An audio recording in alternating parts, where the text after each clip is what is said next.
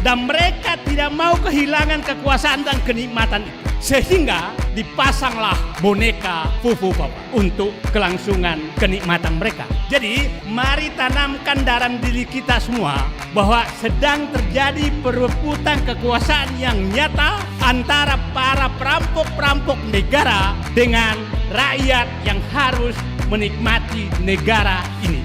Itu yang harus kita bayangkan.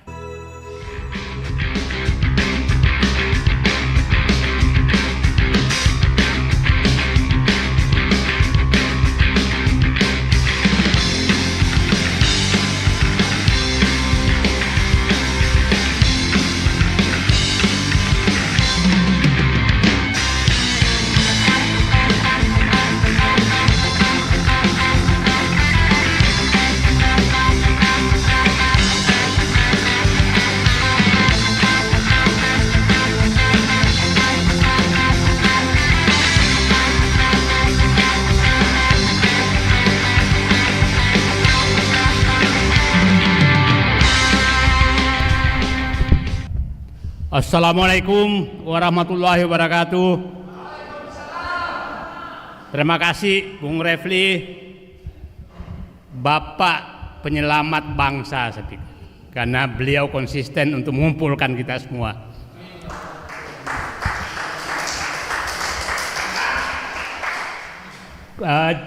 Judulnya ada apa dengan Prabowo. Pertanyaan saya, apakah Prabowo masih ada? Kenapa pertanyaan itu muncul bagi saya? Saya membaca dan menghayati Pak Prabowo dari 3-4 bukunya yang saya baca mulai 2012. Ada 4 yang saya tangkap dari beliau. Satu, bahwa dia risau sekali terhadap bangsanya. Setelah terjadi 98 tadi, bahwa terjadi paradoks bangsanya kaya tapi rakyatnya miskin. Terus yang kedua, pulang dari Yordania menyatakan tekad bahwa untuk merubah bangsanya tidak ada jalan lain kecuali masuk ke politik agar bisa membuat kebijakan. Dan dia berjuang secara konsisten lebih 20 tahun, mulai dari Wapres, 2 kali calon presiden, baru menang menjadi presiden 2024. Apa yang mau dia perjuangkan? Saya lihat hanya 2 sebenarnya. Satu, bahwa ekonomi harus dinikmati oleh rakyat. Yang kedua, bahwa kedaulatan ada di tangan rakyat. Itu yang dia mau perjuangkan. Jadi sederhana sekali yang dia mau perjuangkan. Pertanyaannya, apakah saat ini Prabowo masih di garis perjuangan tersebut? Itulah kenapa saya tadi bertanya, apakah Prabowo masih ada? Itu pertanyaan saya. Karena tadi konfigurasi kabinet kayaknya agak jauh dari yang kita bayangkan. Nah, yang saya bayangkan sekarang adalah siapa tahu sebenarnya saat ini baru terjadi perebutan kekuasaan, bukan kemarin. Nah, karena begini, kabinet yang disusun Prabowo saya katakan kan 5 jalur. Jalur pertama politisi, jalur kedua profesional, jalur ketiga adalah oligarki, jalur keempat adalah dinasti, jalur kelima adalah juru maki. Ini 5 jalur yang masuk ke kabinetnya Prabowo yang sekarang. Nah, jadi saya membayangkan sekarang yang terjadi ini sedang terjadi perebutan kekuasaan di dalam pemerintahan, yaitu Merdeka Utara dengan Merdeka Selatan. Sekarang udah Merdeka Utara semua. Simbol Merdeka Selatan itu Wapres. Apa yang terjadi? Saya membaca bahwa komando 3 jalur itu adalah jalur oligarki, jalur dinasti, dan jalur jurumaki itu komandonya ada di Merdeka Selatan. Profesional politik komandonya ada di Merdeka Utara, di tangan Prabowo. Nah, pertanyaan kita, kenapa Pak Prabowo kalah dari 3 jalur ini kan tadi? Kalau Pak Prabowo tetap konsisten dengan dirinya, maka 3 jalur ini tidak ada. Nah, jadi saya menyatakan kita membantu Prabowo untuk menghadapi perebutan kekuasaan. Perebutan kekuasaan yang dikomandoi oleh oligarki dengan dinasti dan jurumaki. Itulah yang dihadapi Prabowo sekarang. Pertanyaan kita, kenapa Pak Prabowo tidak berani melawan 3 ini? Oke? Seakan-akan tidak berani, tapi kita nggak tahu. Nah, jadi saya berharap kita semua yang cinta negeri ini, kita bantu Prabowo yang sedang bergulat dengan perebutan kekuasaan yang sebenarnya.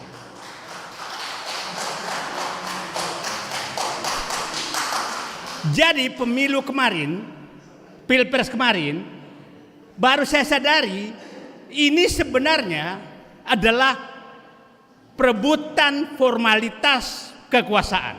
Perebutan kekuasaan baru sedang terjadi sejak Perintah Solo 13 Oktober 2024. Itulah menurut saya titik awal perebutan kekuasaan nyata. Karena saya yakin di Solo itulah terjadi 3 jalur ini menekan Prabowo yang ingin menyelamatkan bangsanya. Jadi saya katakan di negeri kita hari ini yang terjadi adalah berkumpul orang-orang yang ingin menyelamatkan bangsanya, ingin agar rakyatnya menikmati ekonomi, ingin agar kedaulatan di tangan rakyat, berhadapan dengan penikmat kekuasaan yang dilahirkan, yang dipelihara oleh Jokowi selama 10 tahun. Dan mereka tidak mau kehilangan kekuasaan dan kenikmatan itu. Sehingga dipasanglah boneka Fufu Papa untuk kelangsungan kenikmatan mereka. Jadi mari tanamkan dalam diri kita semua bahwa sedang terjadi perebutan kekuasaan yang nyata antara para perampok-perampok negara dengan rakyat yang harus menikmati negara ini. Itu yang harus kita bayangkan.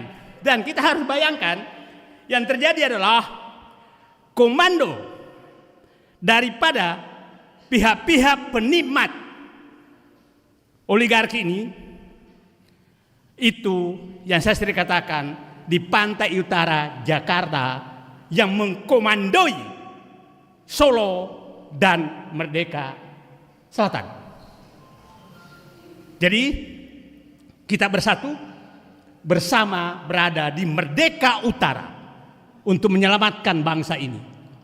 Saya berharap Cilangkap, Trunojoyo, Senayan juga bersatu dengan Merdeka Utara. Kalau enggak, negara ini bisa bubar.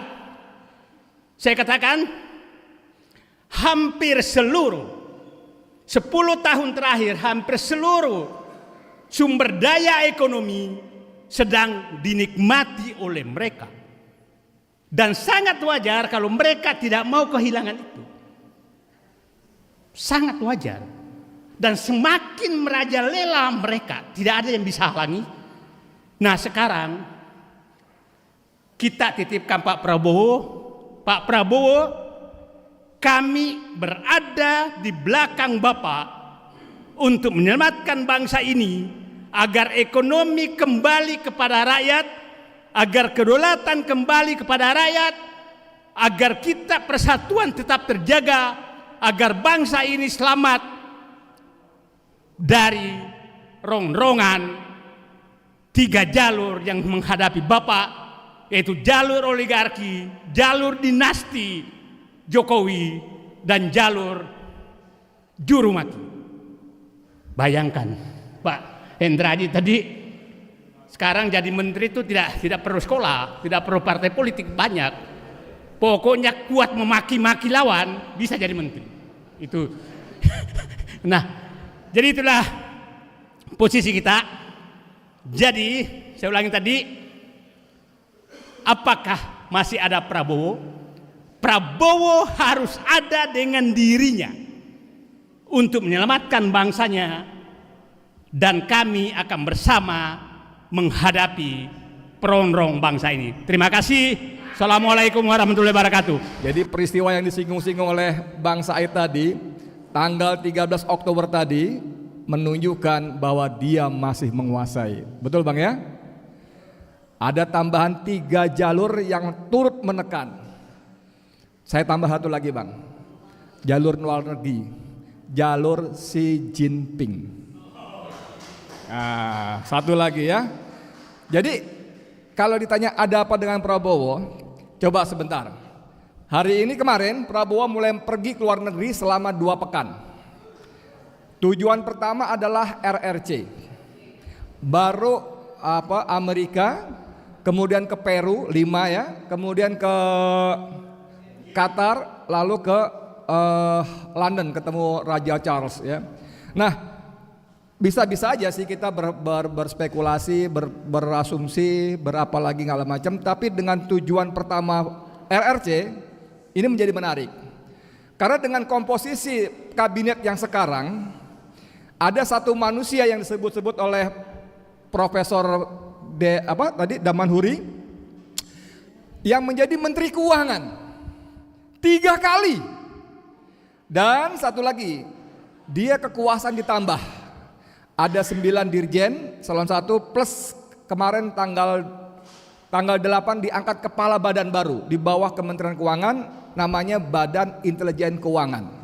Itu nggak ngerti saya tuh, mungkin Bang Said tahu. Padahal kita sudah punya PPATK, Pusat Pelaporan dan Analisis Transaksi Keuangan. Tapi buat teman-teman yang paham cerita ini menunjukkan bagaimana Amerika melalui Sri Mulyani masih atau ingin kembali dominan. Nah, pertanyaannya adalah ketika Prabowo akan pergi ke luar negeri, dia bilang di depan wartawan, menarik nih ya, para menteri harus komunikasi langsung dengan saya. Kalau ada apa-apa bisa video call, bisa apa, harus dengan saya. Jangan lewat Wapres. Nah, ini kan kita bacanya bingung nih. Saya menangkapnya bahwa Prabowo nggak percaya sama Gibran. Karena biasanya otomatis kalau presiden keluar negeri, kalau menteri keluar negeri, maka wakilnya yang menjadi semacam PLT lah gitu. Kadang-kadang ditunjuk menteri lain jadi ad interim kalau nggak ada wakilnya. Tapi dengan menegaskan selama saya masih di luar negeri, langsung berhubungan dengan saya. Itu artinya Prabowo tidak percaya kepada Gibran. Dan tidak salah. Ketika kemarin diundang pembukaan acara MTQ Korpri, itu Pak, itu mohon maaf dengan segala hormat. Bicara di MTQ itu nggak ada substansi. Hai aja boleh, bisa ya, nggak perlu ngomong angka, data apa, nggak perlu. Hai aja, itu pun nggak bisa dia kasih sambutan. Padahal panitia ulang-ulang, mohon Bapak Wakil Presiden memberikan sambutan. Bayangkan Pak, kita punya Wakil Presiden yang bisa cuma tangtung gitu. Suruh sambutan nggak bisa. Kemudian banyak acara-acara dia yang memang dia nggak ada isinya. Tapi kalau kita kombinasi tanggal 13 Oktober, kita bingung lagi. Ini Prabowo ada apa dengan Prabowo? Kadang-kadang dia ingin tampil bahwa dia mandiri, berdaulat, tapi kadang kali yang lain dia nggak bisa apa-apa. Nah, saya ingin sedikit bicara tentang ke luar negeri. Dengan memberikan porsi kepada Sri Mulyani yang berarti mewakili IMF dan Bank Dunia serta Amerika Serikat, saya kok menduga Xi Jinping akan marah. Saya nggak tahu dalam tradisi diplomatik, tapi saya baca berita, Prabowo hanya disambut oleh dubes kita di Cina, dubes Cina di Jakarta ikut menyambut, dan tidak ada wakil presiden pun tidak ada menyambut di bandara. Padahal biasanya kalau kepala negara yang datang, yang nyambut kepala negara juga. Kalaupun nggak sampai di bandara, yang nyambut wakilnya. Nanti kepala negaranya di tempat, di istana atau di mana dan sebagainya. Saya nggak tahu nih tradisinya bagaimana. Saya kan nggak ngerti soal hubungan diplomatik seperti ini. Nah, sekarang saya ingin ambil satu benang merah. Prabowo ke luar negeri, Prabowo nggak percaya Gibran. Prabowo dalam bahaya nggak kira-kira? Kira-kira nggak nuduh, apalagi berharap, jangan. Ya, tadi saya sepakat dengan tadi siapa itu Debbie? Oh, Bang Said. Kita nggak bisa apa-apa kecuali mendukung Prabowo dengan harapan-harapan. Ya dong. Ada waktu 6 bulan untuk bulan madu.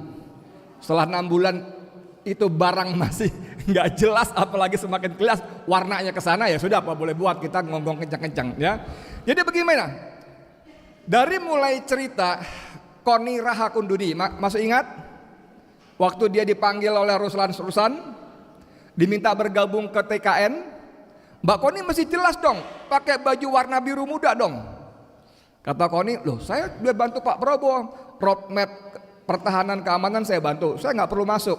Enggak Mbak Koni, soalnya, nah ini masuk barang nih, soalnya nanti Pak Prabowo cuma 2 tahun. Tahun ketiga dan seterusnya Pak Gibran, Mas Gibran. Lalu Koni bilang, tunggu. Saya sampai berdiri, dia bilang kan gitu kan. Emang lu pikir Jokowi sama Gibran akan membiarkan Prabowo hidup selama 2 tahun? Kalau gue jadi Jokowi sama Gibran, gue matiin dia besok. Kalimatnya begitu, betul nggak? Betul nggak? Nah ini kan seru sekali. Kita akan berpikir kalau dia bisa naik pada waktu 2 tahun, kenapa mesti nunggu 5 tahun? Karena konstitusi kita memberikan hak penuh kepada wakil presiden untuk menjadi presiden ketika presiden berhalangan tetap. Betul? Berhalangan tetap itu bisa dengan berbagai sebab. Sebab alami atau sebab yang dibuat. Nah ini ngeri nggak? Dari mulai misalnya keluar negeri, dari mulai yang paling kasar dan brutal ya, pesawatnya meledak di udara. Berapa banyak ya, Anda bisa googling berapa banyak kepala negara yang kecelakaan pesawat terbang. Itu yang konservatif, brutal ya. Tapi dari yang halus-halus juga bisa. Kalau misalnya saya diundang sama Refli, kita sama-sama kepala negara deh, cio ya lah, gaya bener ya. Atau nggak usah bilang, Refli CEO perusahaan besar, saya diundang, lalu saya dihidangi makan, saya boleh nggak utus asisten saya cobain dulu tuh, bisa nggak? Nggak bisa dong, nggak hormati tuan rumah kan. Nah ketika tos, ketika apa, siapa yang bisa jamin? Nggak langsung mati, bisa dibuat sebulan, 2 bulan, 3 bulan. Mati gitu loh. Dalam rangka membuat berhalangan tetap yang dipercepat. Nah Bapak-Bapak serta saudara saya hormati, kita nggak ada yang bisa kita lakukan kecuali pertama, kita berdoa kepada Allah agar Allah melindungi Prabowo. Setuju nggak sih? Setuju nggak ya? Nggak ada cara lain, nggak ada apa boleh buat ya. Karena sudah dia jadi angkat presiden, kita berdoa semoga Allah melindungi. Kedua, kita minta juga orang-orang dekat, lingkaran sangat dekat, ring nolnya Prabowo, jagain baik-baik. Karena dalam iklim tata cara politik yang Machiavellis, ini yang tadi dibilang kita memang tidak berkuasa lagi, tapi kita menguasai ini tetap nggak akan berhenti. Tidak akan berhenti, saya hakul yakin nggak ada berhenti. Kalau tanya, lu buktinya apa? Ya nanti kita lihat buktinya. Ya dong, kan belum terjadi, kita lihat buktinya. Nah ini bahaya. Bayangkan orang kita menjadi wapres, kita nggak rela, apalagi kalau dia menjadi presiden. Nauzubillah min zalik. Jadi dan tugas kita adalah terus memberikan sokongan kepada Prabowo dengan cara, bukan dengan memuji-muji, ya Bang Said ya. Kita menyokong Prabowo bukan dengan muji-muji. Om Tata setuju ya? Setuju ya? Bukan dengan memuji-muji, itu tugasnya buzzer lah. Tugas kita mengingatkan. Saya, kami, rakyat Indonesia menunggu Anda sebagai jenderal patriotis, nasionalis, bekerja untuk rakyat, bukan untuk bekerja untuk dinas majikan lama. Karena menjadi petugas partai itu sudah hina, betul nggak? Dan lebih hina lagi kalau menjadi petugasnya partai. Menjadi petugas Mulyono itu sangat hina. Dan kita tidak ingin presiden kita terhina. Setuju ya?